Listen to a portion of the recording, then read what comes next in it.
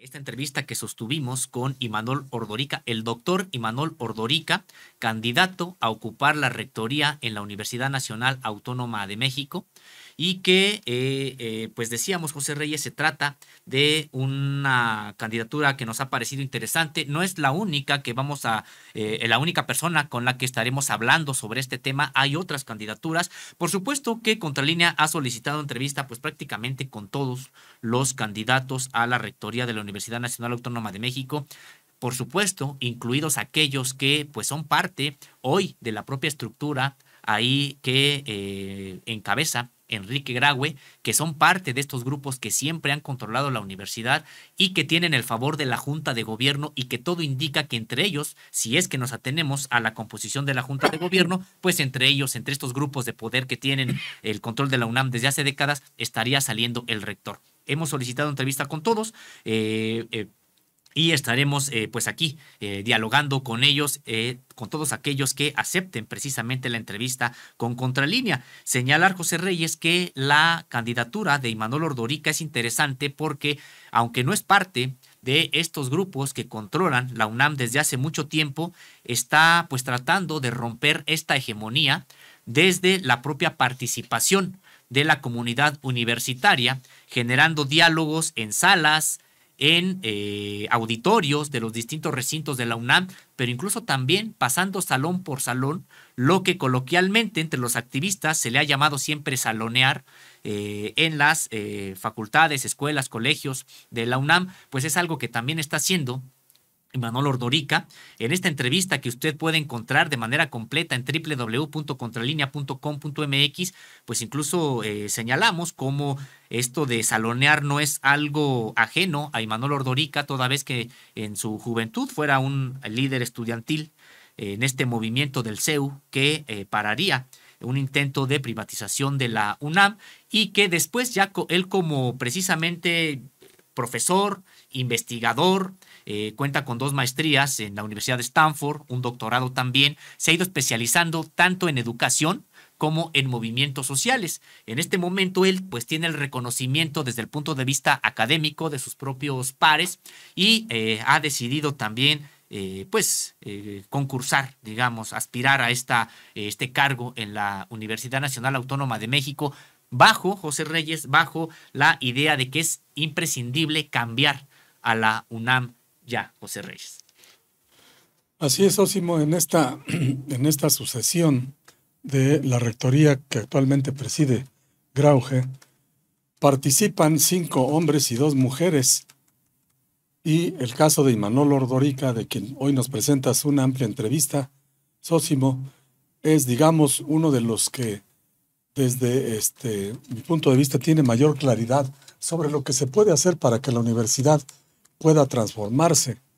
tal manera que pueda tener otra visión, darle un cambio cualitativo, ya que pues hasta el momento solo se han venido repitiendo los grupos de poder que han controlado a la universidad durante décadas. Me refiero pues a los médicos y a los científicos, entre otros, de tal manera que ahora que Imanol Ordorica hace una serie de planteamientos de cómo, en caso de que él llegase a ser el rector de la máxima casa de estudios, pudiera llevar adelante la tesis central que sostiene, de acuerdo con la entrevista realizada por Sósimo Camacho, establece que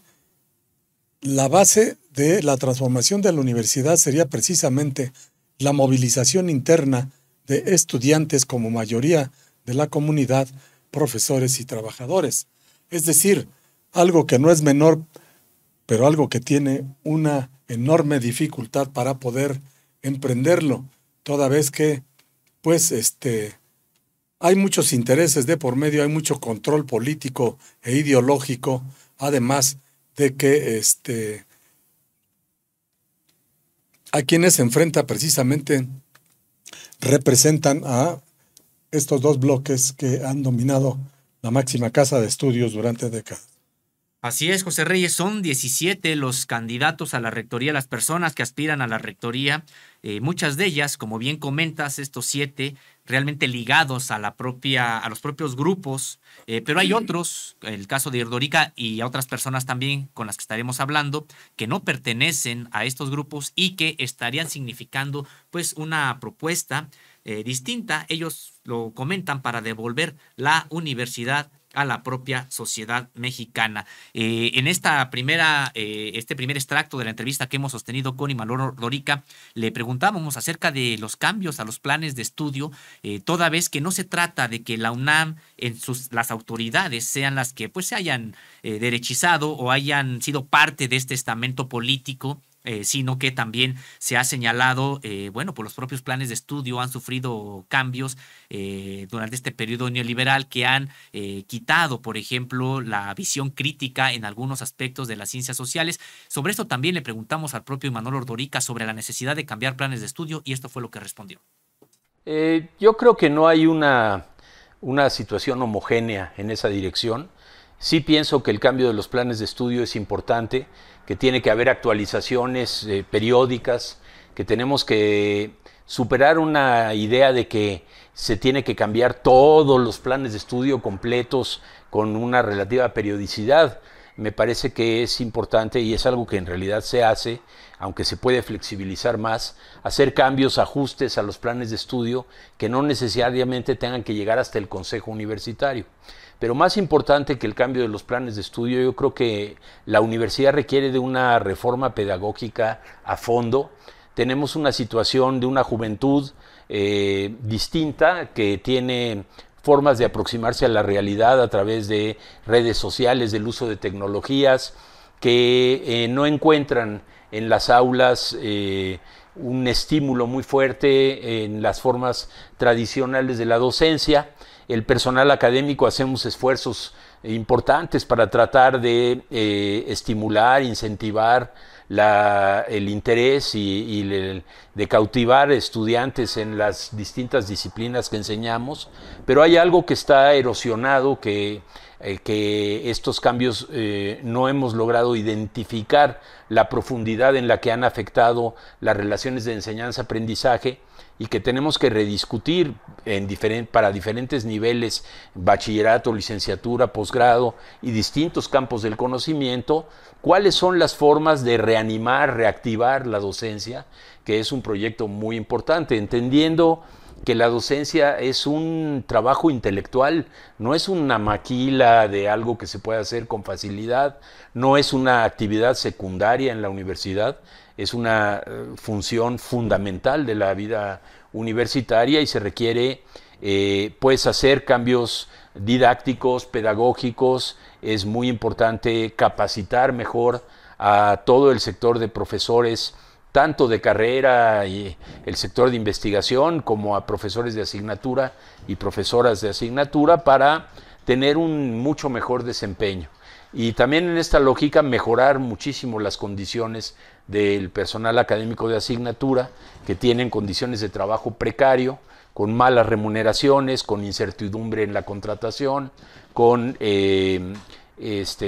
muchas horas frente a grupo en algunos casos, muy desgastante y que no es lo mejor para una buena práctica docente y para un proceso de aprendizaje. Entonces, hay mucho trabajo que hacer en esas direcciones, ¿no?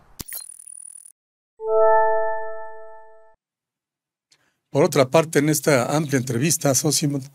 que le realizaste a Ordorica, se refiere básicamente también a la enorme disparidad que existe en los salarios de los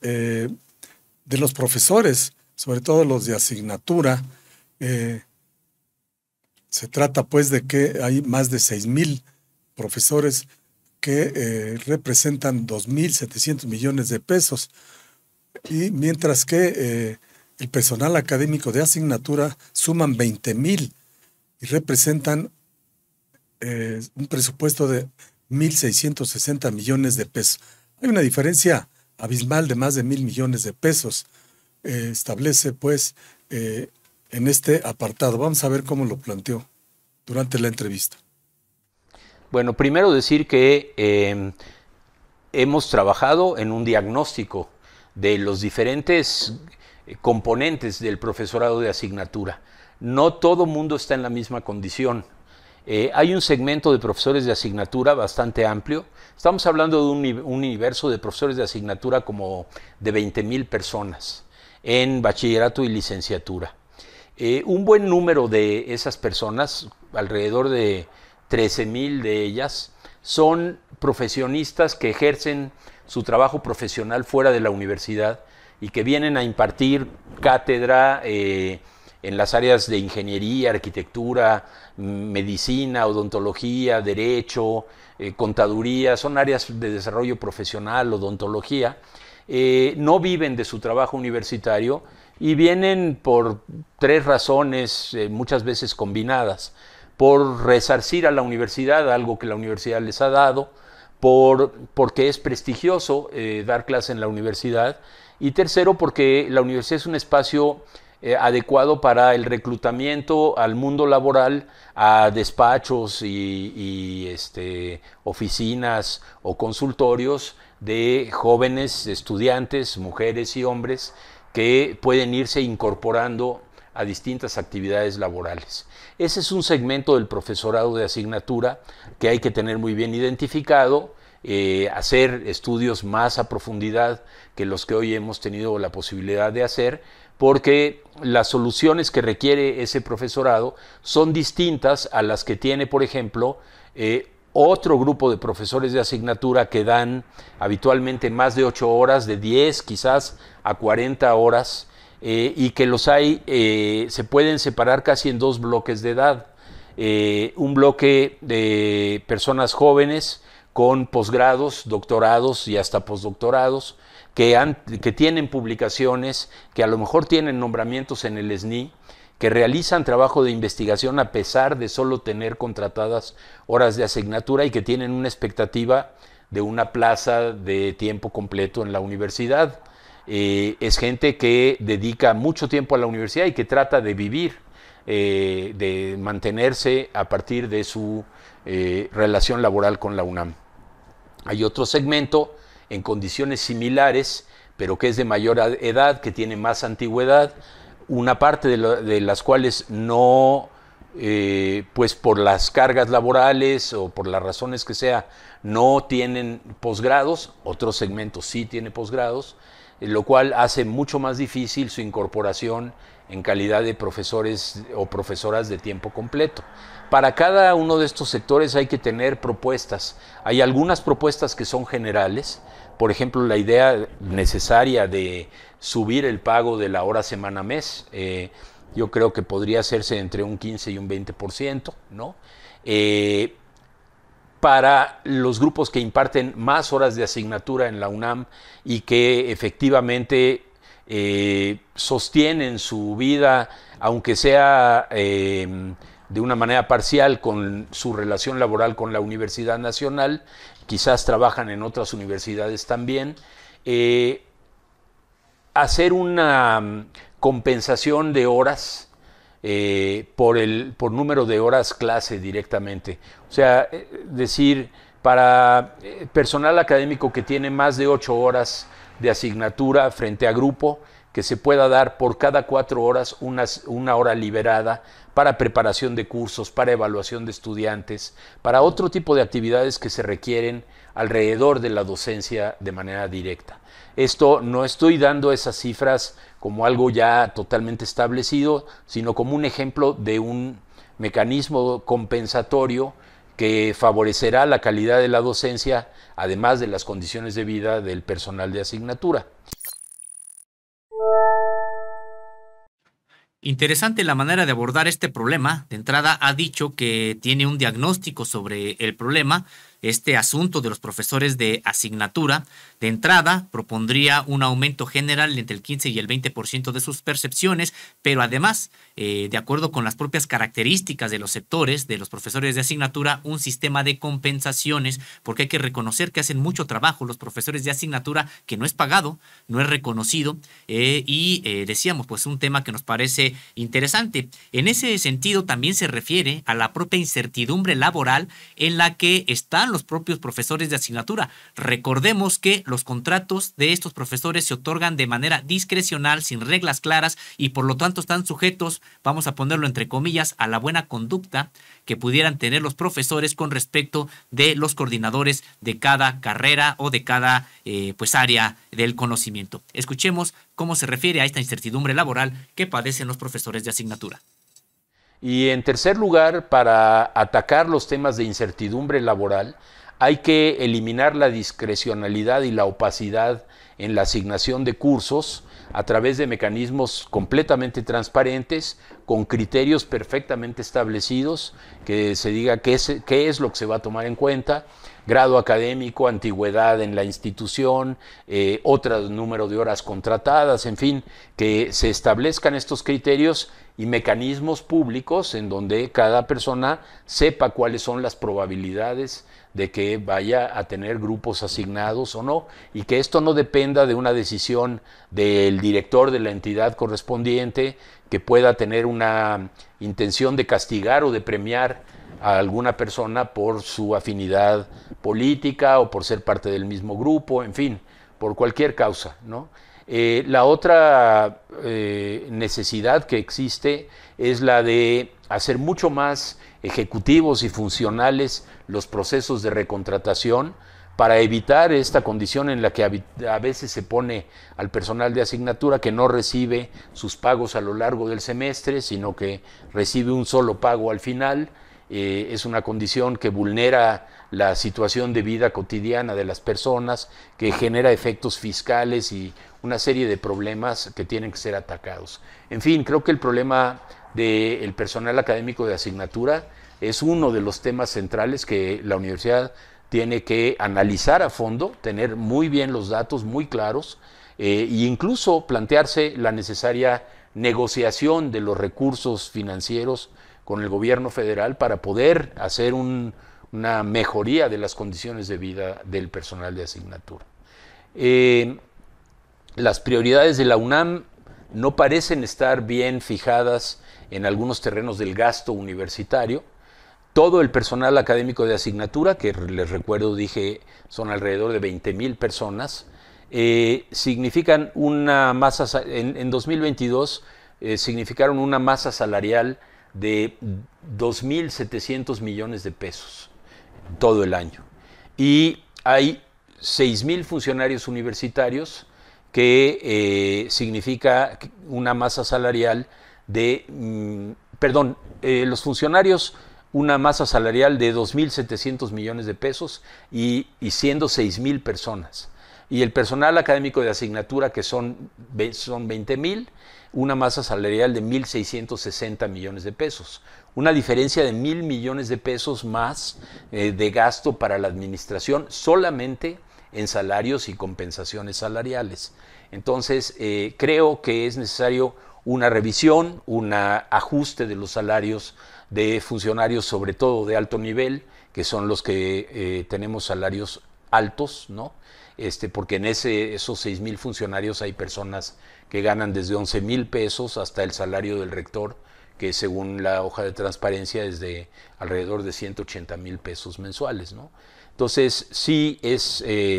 comprensible que una persona que tiene más responsabilidades adicionales a su tiempo completo de profesor, que tiene que destinar una carga muy, muy fuerte de trabajo administrativo y de gobierno, pueda tener una compensación, pero lo que hay que hacer es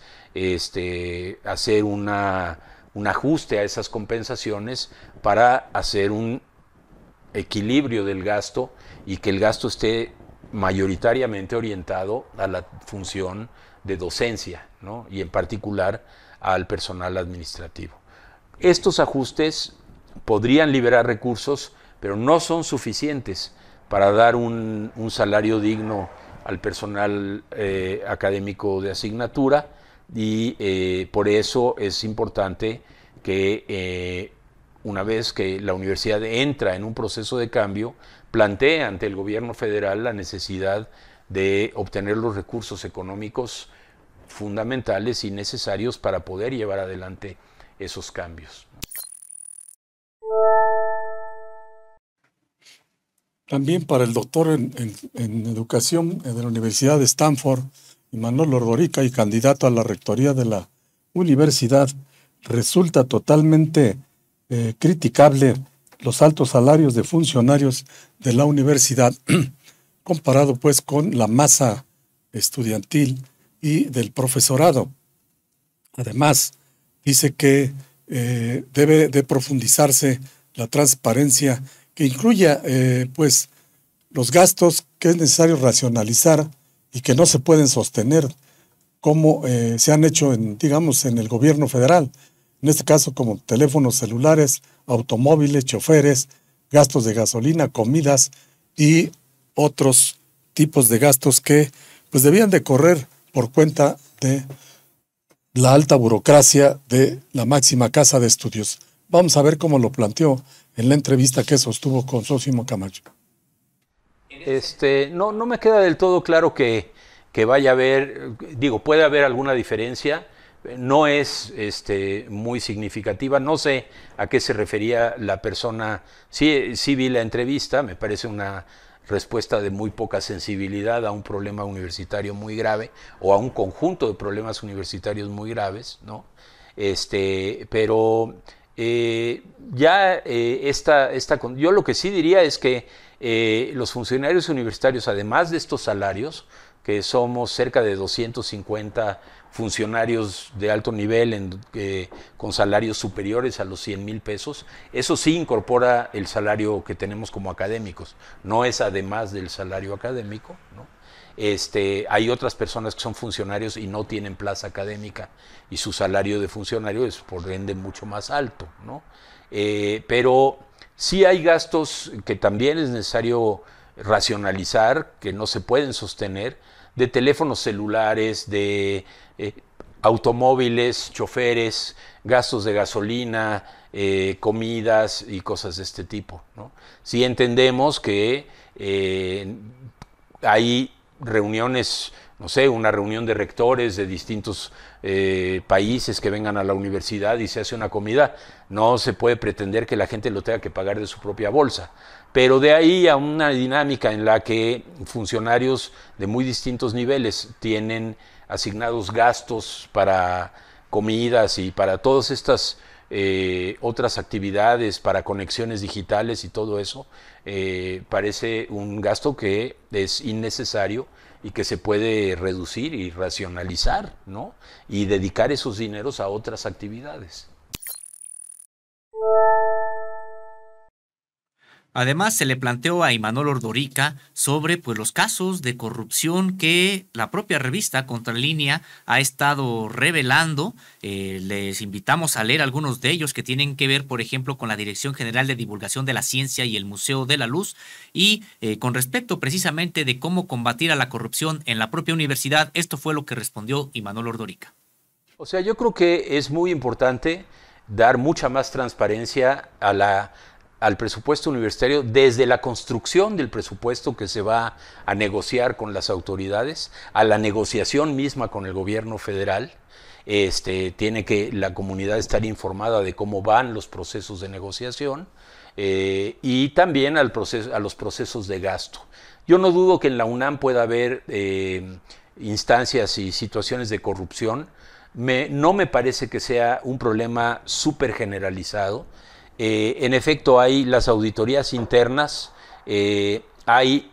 una auditoría externa que contrata la universidad una vez al año con un despacho externo. Esta auditoría es pública y luego está la Auditoría Superior de la Federación que audita a la universidad no solo sobre el gasto universitario una vez al año y que todos esos resultados son públicos. Generalmente hay observaciones, como las hay casi en cualquier auditoría. La mayoría de ellas que logramos ver no son significativas.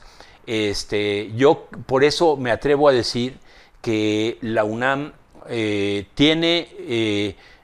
problemas, por ejemplo, de esos gastos que no son ilegales, pero que son inadecuados, que me parece que no deben de ocurrir, y puede tener problemas en algunas áreas de corrupción y hay que atacarlos con mucha fuerza y hay que hacer más evidente el ejercicio del gasto para que sea más fácil controlar y para que haya más supervisión de parte de la comunidad entera sobre el tema de gastos y sí reivindicar que se hace un trabajo fuerte para la Auditoría Superior porque revisan qué tanto se cumplen los planes, auditan no solo a la UNAM en general, sino a entidades que se seleccionan cada año en particular, y creo que ese es un proceso sano y muy importante, ¿no? Entonces, que hay que hacerlo todavía más fuerte y dar mucha más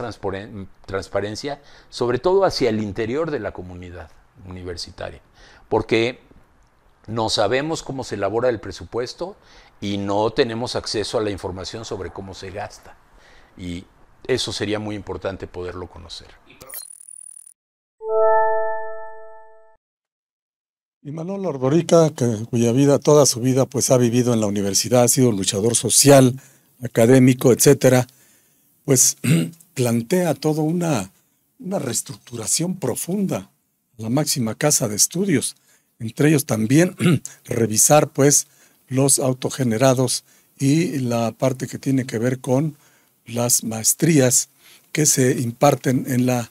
universidad, los diplomados, seminarios y cursos que se venden a empresas privadas y a entes públicos, toda vez que dice que lo más importante es que la universidad nunca comprometa la calidad y la supervisión académica en este tipo de proyectos que requieren de una revisión profunda antes, pues, de poder llevarlos a cabo. Se supone que, en efecto, esto está muy al garete y debe ser controlado precisamente por quienes designen las áreas correspondientes capacitadas para ello. Vamos a ver cómo lo planteo. Yo hay una parte en donde pienso que si se van a hacer tareas de capacitación a instituciones gubernamentales o privadas que tienen recursos, yo creo que es correcto que la universidad cobre. Lo que es muy importante es que la universidad nunca comprometa la calidad académica y la supervisión académica de este tipo de proyectos. Entonces,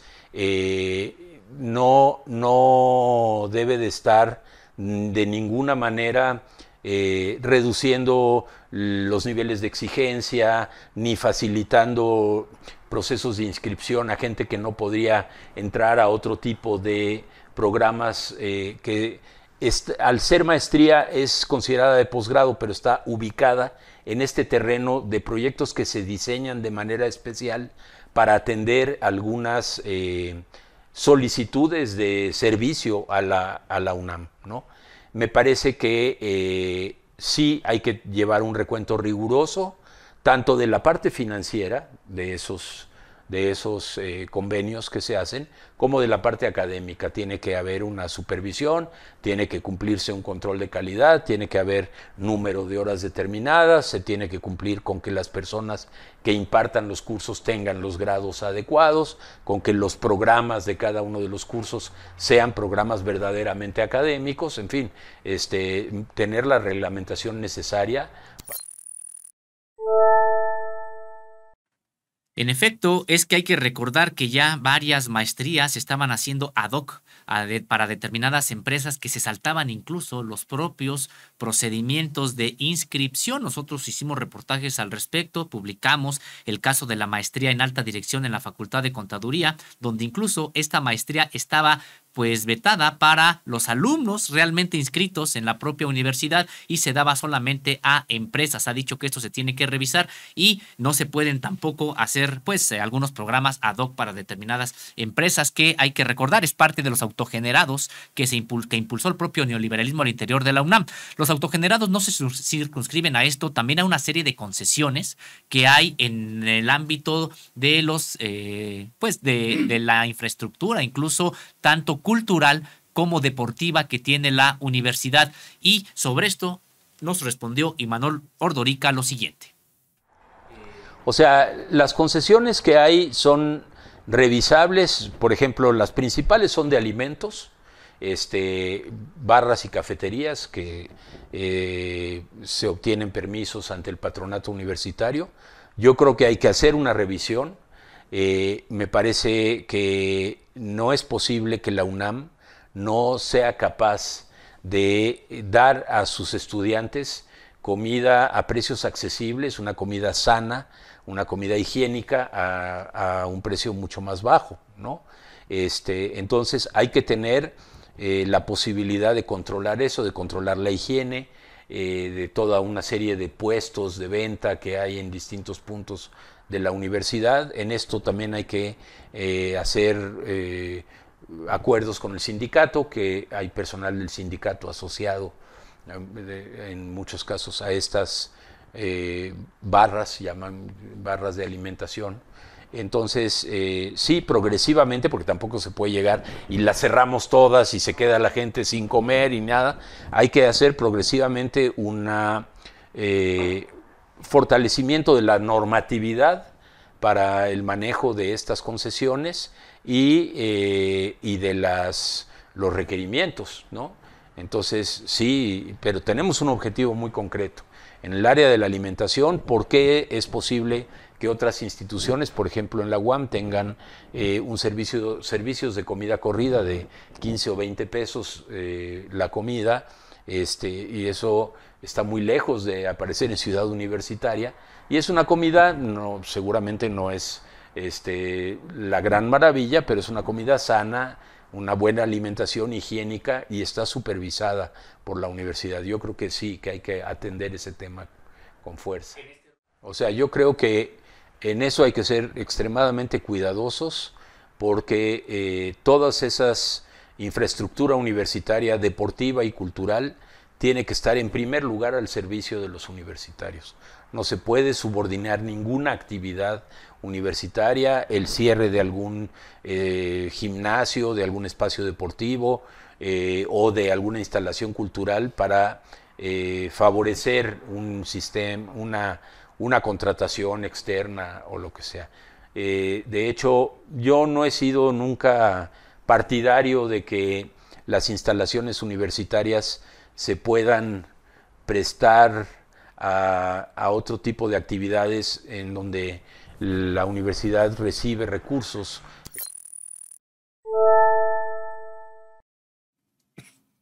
Por supuesto, en esta amplia entrevista que usted puede consultar en nuestra página de contralinea.com.mx, no podía faltar el tema de los sindicatos de trabajadores y del personal de confianza, es decir, los trabajadores titulados. En el caso de los sindicatos, por supuesto, habla de los trabajadores de intendencia, entre otros, y por otra parte, pues también el de la PAUNAM. Vamos a ver cuál es la posición de este candidato a la rectoría, Imanol Ordorica. O sea, yo creo que este es un problema de mucho tiempo atrás, pero estoy hablando casi del surgimiento de los sindicatos que ha subsistido y que habría que intentar reducir al máximo siempre que se logre establecer con los sindicatos, sobre todo con el sindicato del STUNAM, al que pertenezco, por cierto, los acuerdos necesarios para el cumplimiento de las tareas que se requieren en la universidad. Por ejemplo, de repente hay una facultad como Ciencias Políticas que necesita alrededor de 250 trabajadoras y trabajadores por la tarde, 250 por la mañana, pero se ha permitido que se realicen una serie de cambios y de repente la gran masa de trabajadores está en la mañana y hay una falta de personal para cubrir las tareas en la tarde y hacer que personas de la mañana que se cambiaron, originalmente fueron contratados o contratadas para estar en la tarde, pasen a las tareas de la tarde implica horas extras y sobresueldos, y yo creo que se puede en una lógica de buena disposición mantener una serie de espacios de diálogo con el sindicato para garantizar el cumplimiento de los requerimientos administrativos y de mantenimiento de la universidad.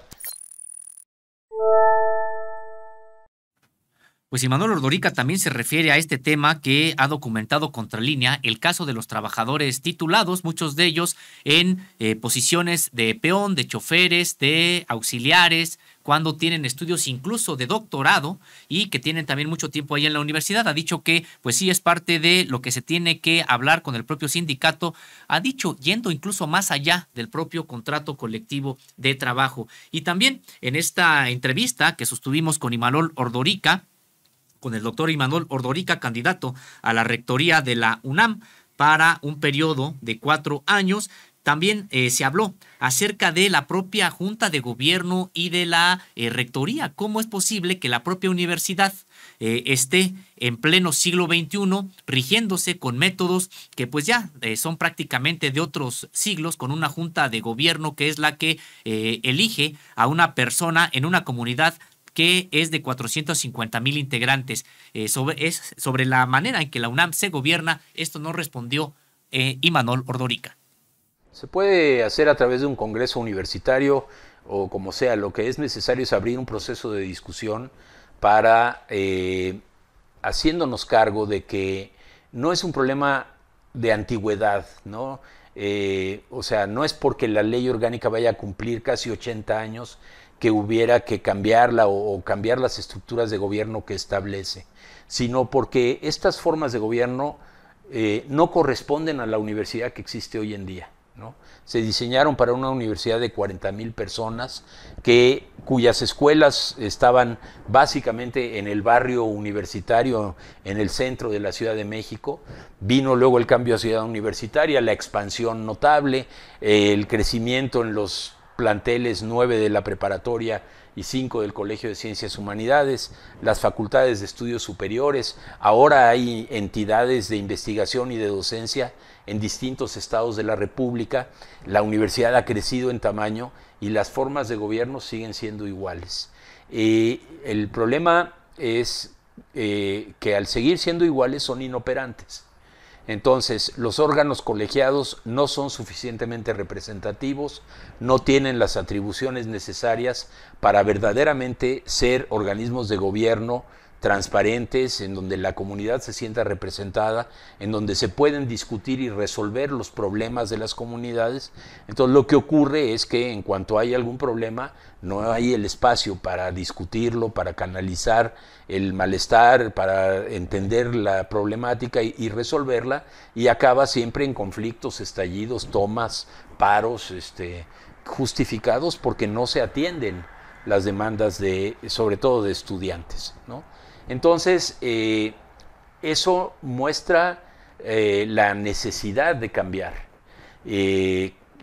no solo como un problema de principio, porque muchas veces lo hemos argumentado como que tiene que ser democrático, y entonces ahora contestan que este mecanismo de la Junta de Gobierno es democrático. Entonces, uno trata de argumentar, bueno, pues no, o sea, es que dicen la Junta de Gobierno es electa por el Consejo Universitario, que es a su vez electo por las comunidades universitarias. El Consejo Universitario está subordinado al rector, siempre se elige a la Junta de Gobierno a las personas que promueve cada uno de los rectores en turno. La comunidad participa muy poco en quién se va a nombrar a la Junta de Gobierno, y no se justifica la existencia de un procedimiento como el que subsiste hoy en día. Para este cambio, estas son las reglas del juego, no hubo oportunidad de cambiarlo con antelación, con tiempo suficiente. Asimismo, otra de las preguntas que Sósimo Camacho le realizó a candidato a la rectoría Imanol Ordorica, al doctor, fue pues las posibilidades que él tiene de poder avanzar en esta candidatura en el proceso de elección del rector ante pues un ambiente de derechización en la que se ha envuelto la universidad ya desde hace varias décadas. Vamos a ver lo que respondió. Bueno, ciertamente no son las mejores condiciones para hacer una propuesta de cambio profundo para la universidad. Además, una persona con mi trayectoria desde el movimiento estudiantil hasta acá, en donde he pertenecido a los movimientos y a las organizaciones que hemos permanentemente a lo largo de muchos años propuesto la necesidad de que se modifiquen estas formas. La universidad ha estado gobernada por personajes conservadores, sobre todo en lo que toca al tema universitario. Ha habido la excepción de Barros Sierra, que en un momento dado asumió su papel como un rector de los universitarios frente al gobierno.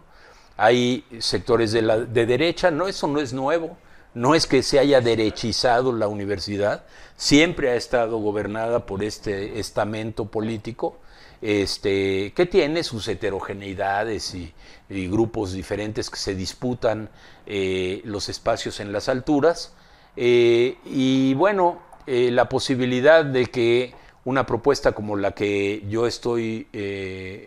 encabezando en este momento pudiera llegar a la rectoría depende de nuestra capacidad de generar una movilización amplia en la universidad, de hacer que los estudiantes y las estudiantes participen en el proceso, que se expresen, que se manifiesten, y también de poder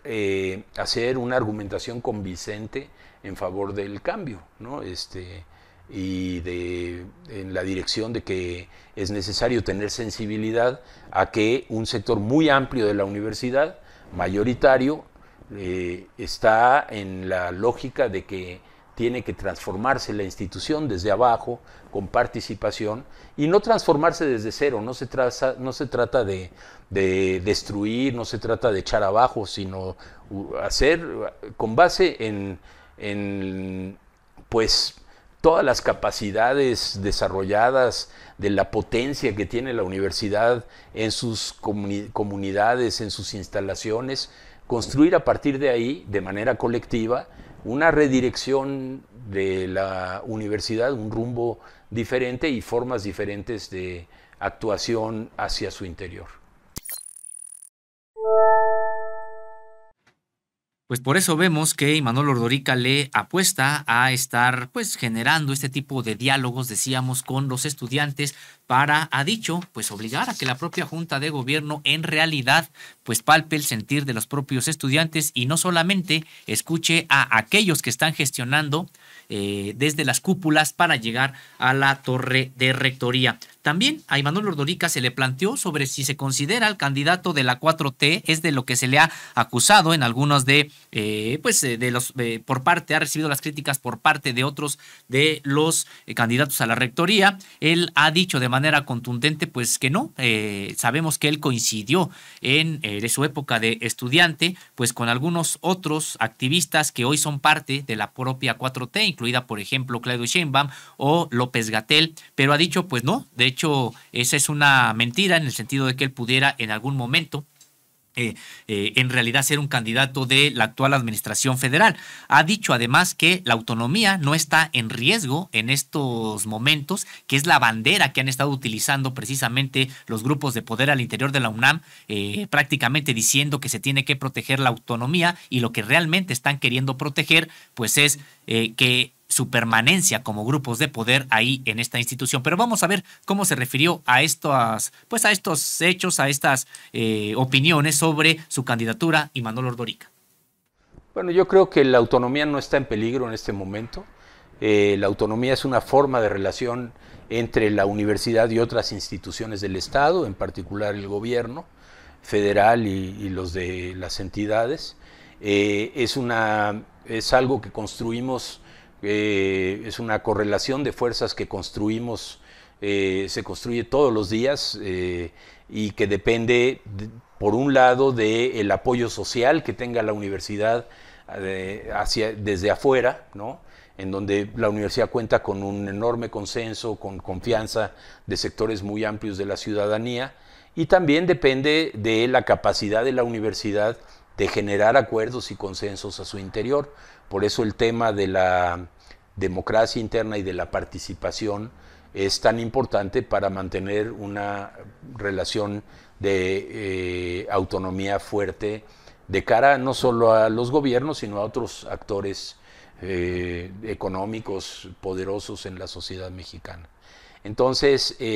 a mí me parece que no hay un peligro para la autonomía en este momento y que se está utilizando este tema de las supuestas injerencias externas y las amenazas a la autonomía como una forma de ocultar la importancia de generar cambios profundos en la institución. A mí me señalan por algo que no es real, ¿no? Yo no soy de la 4T ni pertenezco a Morena. Si lo fuera, lo diría con toda tranquilidad. He militado en organizaciones antes, en este momento no. Creo que como buena parte de la ciudadanía fue importante votar por el cambio en el 2018 y que es importante generar, nos toca a nosotros generar los cambios de la universidad desde la universidad misma. En ese sentido, sí, muy contundente. No puede adoptarse una posición de subordinación al gobierno, no puede aceptarse una injerencia del legislativo cambiando la normatividad universitaria al gusto de un grupo de diputados, ¿no? Los cambios tienen que venir desde adentro, entonces tenemos que mostrar que tenemos la capacidad y la vocación de cambiar a la universidad en lo que se requiera para adecuarla al momento que vive el país, al momento que vive la propia universidad,